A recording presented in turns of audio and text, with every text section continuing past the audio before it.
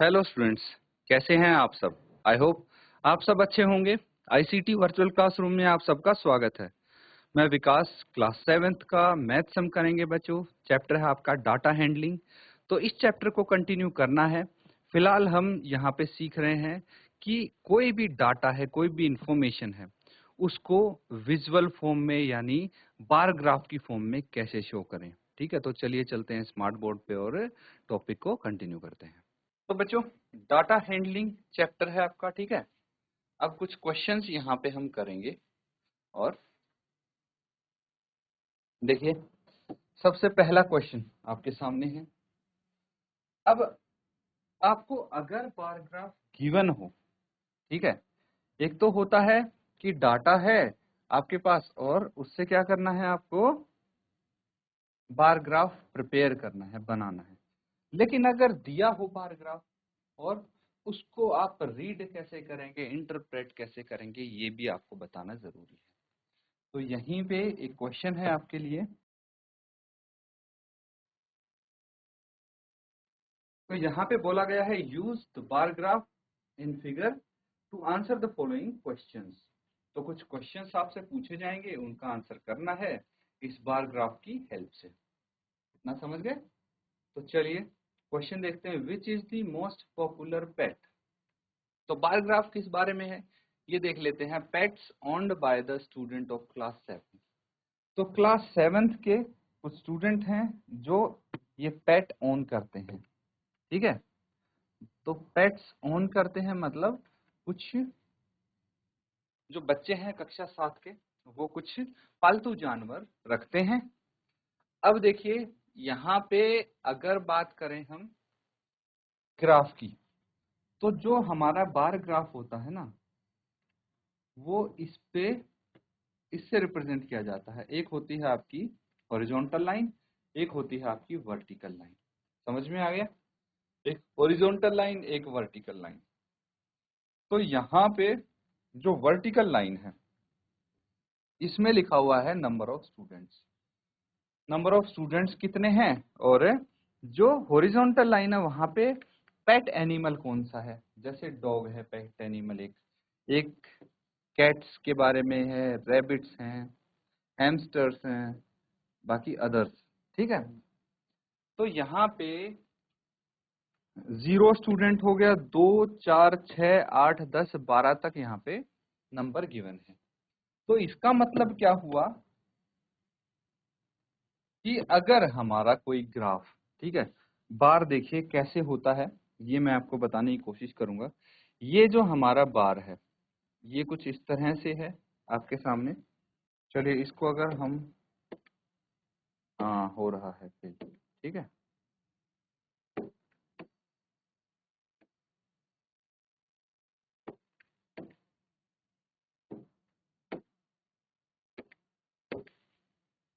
ये देख रहे हैं आप, ये एक बार ग्राफ है। एक बार ग्राफ ये हो गया, एक ये हो गया। अब क्लियरली दिख पाएगा बार, ठीक है। तो यहाँ पे हमें कैसे रीड करना है इस बार ग्राफ को, ये समझते हैं। अब डॉग्स हैं, ठीक है। जो डॉग वाला बार है वो कितने तक जा रहा है, ये देखिए यहाँ तक, इस हाइट तक जा रहा है। ये एक बार बन रहा है, ठीक है। तो बार क्या होता है, बेसिकली रेक्टेंगल, एक रेक्टेंगल आपने बना दिया है। अब ये कहाँ तक जा रहा है, इसकी हाइट देखिए 8 तक, नंबर 8 तक। तो इसका मतलब ये हुआ कि जो डॉग्स हैं वो कितने बच्चों के पास हैं, 8 बच्चों के पास हैं। कितने, यहाँ पे लिख देंगे हम, 8 स्टूडेंट हैं जो डॉग ऑन करते हैं। कैट्स की बात करें तो देखिए कैट्स वाला जो ग्राफ है, बार है, वो यहाँ तक जा रहा है और ये कहाँ तक है, 10 तक। तो 10 स्टूडेंट ऐसे हैं जो कि कैट्स ऑन करते हैं। फिर बात आती है रैबिट्स की। तो सिर्फ 2 ही स्टूडेंट ऐसे हैं जो रैबिट्स ऑन करते हैं। ये देखिए ये बार यहाँ तक है बस। अगर हम बात करते हैं हैमस्टर्स की, तो यहाँ पे देखिए एक दिक्कत आपको लगेगी कि यहाँ पे इस पॉइंट पे तो है हमारा 4, ठीक है। और अगर हम 6 की बात करें तो 6 यहाँ पे है। लेकिन ये बार तो 4 और 6 के कहीं बीच में ही एंड हो जा रहा है, यहाँ तक बस। तो ये कहाँ पे एंड हो रहा है, कुछ आइडिया है किसी को? तो 4 और 6 के बीच में तो ऑब्वियसली 5 आता है। तो ये हो जाएगा 5, ठीक है।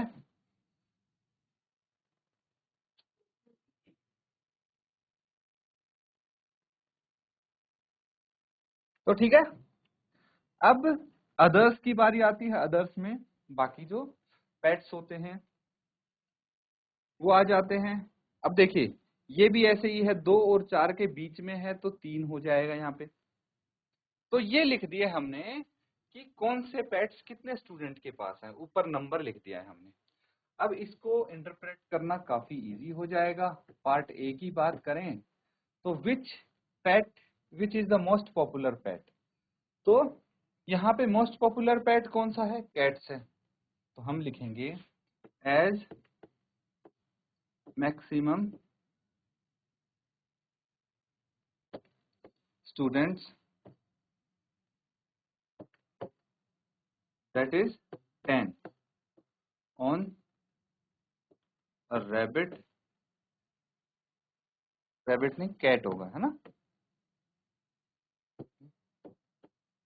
Cat. So the cats are most popular pets, ठीक है भाई। ज्यादा स्टूडेंट तो कैट को ओन करते हैं, इसीलिए सबसे पॉपुलर तो वही हुआ ना जो ज्यादा नंबर में है या फिर जिसकी फ्रीक्वेंसी ज्यादा है, कुछ भी कह सकते हैं। मोड इसका 10 होगा डाटा का। तो ऐसे आप इंटरप्रेट कर सकते हैं डाटा। सेकंड वाला क्वेश्चन क्या है, how many student have dog as a pet. तो डॉग वाले उसमें जाइए, आप बार पे जाइए और देखिए कितने स्टूडेंट डॉग ऑन करते हैं।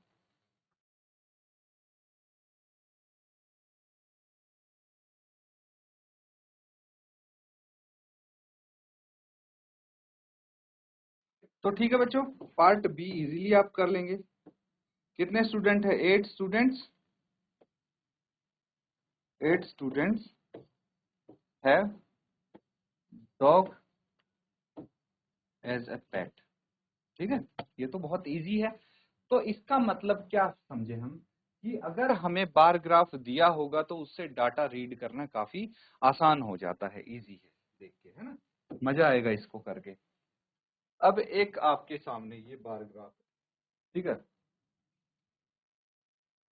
इसको हम पहले डिटेल में थोड़ा समझते हैं बार को, उसके बाद क्वेश्चन करेंगे।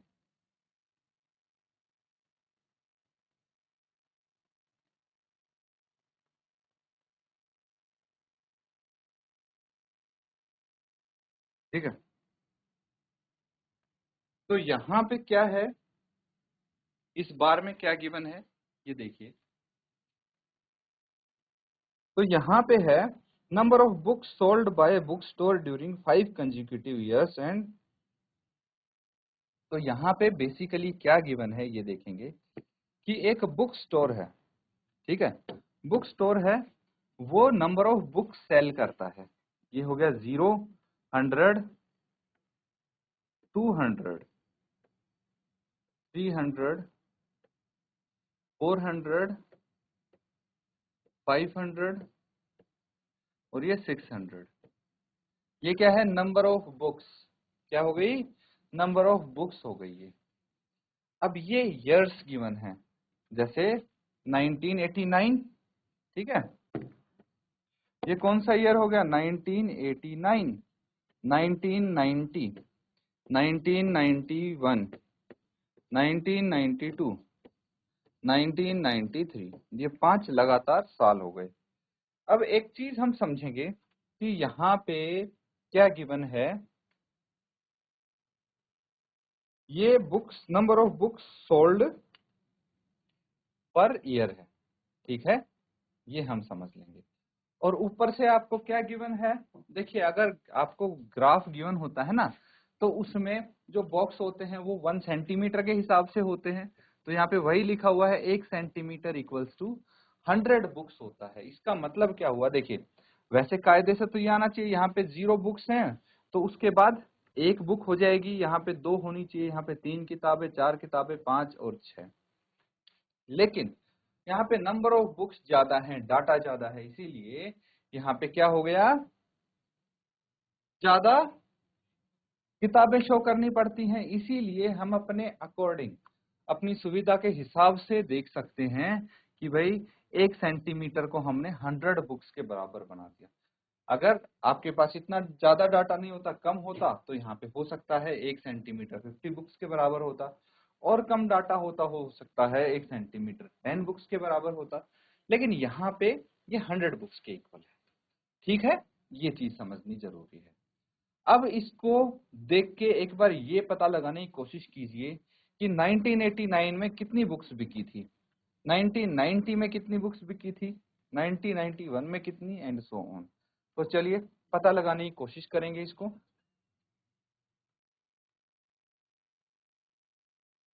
तो देखिए इसके बीच में एक्चुअली हमारे पास 1 2 3 4 और ये 5, ठीक है, ये पार्टीशन होंगे सबके बीच में, 3 4 और 5, 1 2 3 4 और 5, 1 2 3 4 और 5, 1 2 3 4 5, 1 2 3 4 और 5।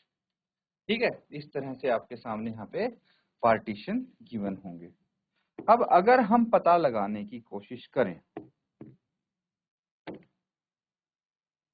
तो कैसे पता लगाएंगे, देखिए बच्चों, ये अगर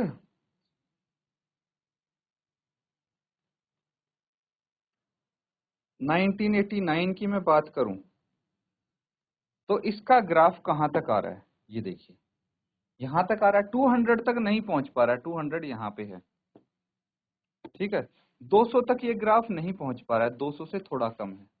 तो अगर 5 पार्टीशन है इसके बीच में, तो समझिए, देखिए जैसे यहाँ पे है हमारा 0, ठीक है, उसके बाद यहाँ पे है 100, ठीक है, इसके बीच में 1 2 3 4, इसके हमने 5 हिस्से कर दिए, तो ये कितना हो जाएगा, 20, 20 के बाद ये 40 60 80 और 100, ठीक है, ऐसे होगा।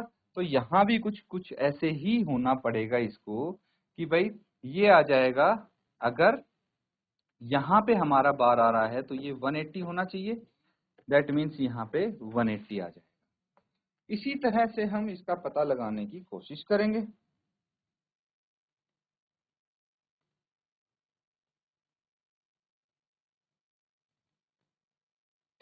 अब 1990 का देखते हैं, ये रहा 1990 का ग्राफ बार, ठीक है, तो ये कहाँ आएगा, अगर ध्यान से देखें तो ये जो हमारा थर्ड और फोर्थ लाइन है इसके बीच में आ रहा है, तो थर्ड लाइन 460 की, फोर्थ लाइन 480 की, तो ये लगभग लगभग 475 के अराउंड यहाँ पे बैठ रहा है, कितना, 475।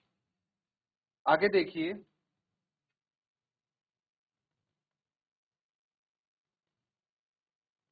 $1991, अब 1991 जो है उसमें कितनी बुक सोल्ड हुई हैं, ये भी पता लगा लेंगे। तो यहाँ पे मैं लिख रहा हूं, इसको आप नोट करते जाएं।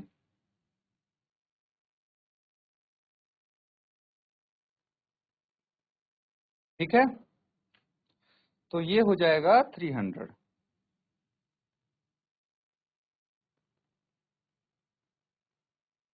ये देखिए, तो यहाँ पे 300 आ जाएगा। अगर हम 1992 की बात करें तो ये यहाँ पे आ रहा है, यानी 225 बुक्स आ जाएंगी, ठीक है। उसके बाद 1993 का बचा है,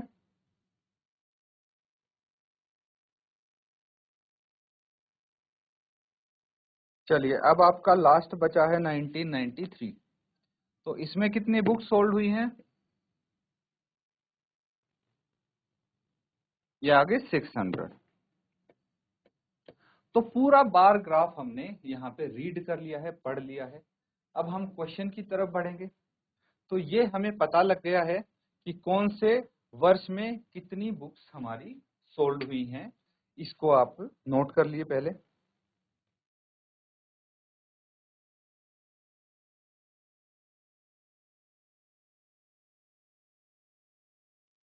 ठीक है, चलिए अब इसको आगे करते हैं।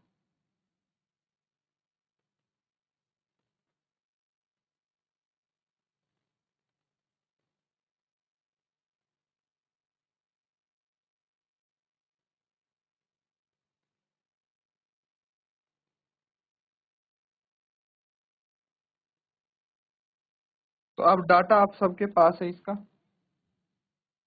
है कि नहीं? अब हम क्वेश्चन को इजीली आंसर कर सकते हैं।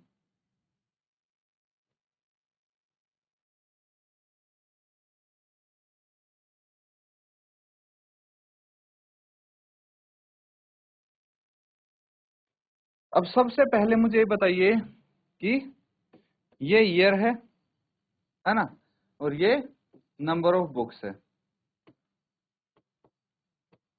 बार ग्राफ आप इजीली रीड कर पाए, इसीलिए मैं यहाँ पे ये डाटा इंटरप्रेट करके आपके लिए लिख रहा हूँ।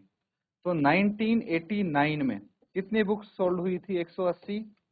1990 में कितनी बुक्स बिकी थी? 475। ये सारा बार से आया है। 1991 में 300 बुक्स, 1992 में 225 एंड 1993 में 600 बुक्स सोल्ड हुई थी। ठीक है, अब सबसे पहला क्वेश्चन पढ़ के देखिए क्या बोला गया यहाँ। About how many books were sold in 1989, 1990 and 1992। ठीक है, तो ये तो सब हमारे पास है।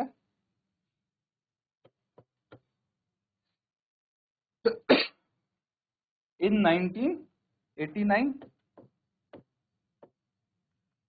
in 1989 180 बुक्स,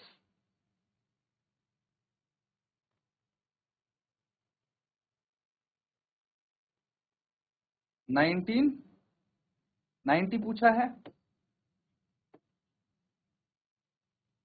475, यहाँ पे ये 475 आना चाहिए।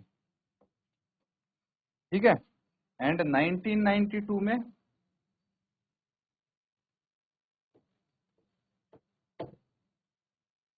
225 बुक्स वर सोल्ड। इतनी बुक्स बिकी थी भाई इन सालों में। तो ये फर्स्ट पार्ट हमारा कंप्लीट हो गया है। सेकंड पार्ट क्या बोला गया है? In which year were about 475 books sold. ठीक है, एंड अबाउट 225 बुक्स सोल्ड। तो बताइए कौन से साल में? सेकंड पार्ट है इन 1990। ठीक है, इन 1990 about 475 books were sold and in बाकी 225 कौन से साल में सोल्ड हुई है? 1992। तो ये भी लिख देंगे इन 1992 अबाउट 225 बुक्स वर सोल्ड। ठीक है, नोट कर लीजिए इसको।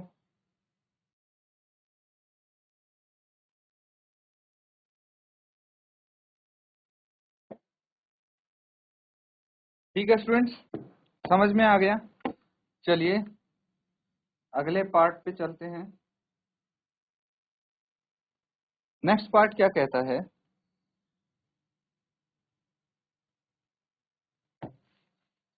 थर्ड पार्ट देखिए। इन विच ईयर्स वर फ्यूअर देन 200 बुक्स सोल्ड। कौन से वर्षों में 200 वर्षों में पिछले कौन से वर्षों में 250 से कम बुक्स सोल्ड हुई हैं? तो हम लिखेंगे इन years 1989 and 1992 books fewer than 250 were sold। ठीक है, नोट कर लीजिए। अब फोर्थ पार्ट देखिए, आपको पता है ना कि कैसे आपने एस्टिमेट लगाया कि 1989 में कितने बुक्स सोल्ड हुई। तो हमने ग्राफ रीड किया, bye reading the graph read करके हमने उस पर कुछ लाइन्स बनाई है ना, कि जैसे ये कितने पार्ट्स में डिवाइड है और कहाँ पे हम कौन सा नंबर लिख सकते हैं, और उसकी हेल्प से हमें पता लगा कि 180 बुक्स वर सोल्ड, है ना। By reading the graph we estimated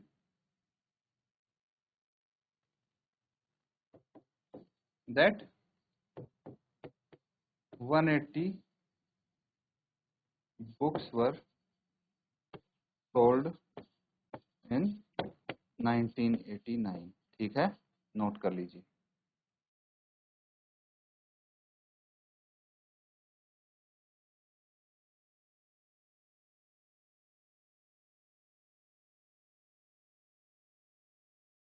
तो स्टूडेंट्स, आज हमने जो बार ग्राफ होता है उसको रीड करने के लिए क्या क्या करते हैं, कैसे उसको अच्छे से समझते हैं, ये सीखा है। इसके आधार पे हमने कुछ क्वेश्चंस भी किए हैं।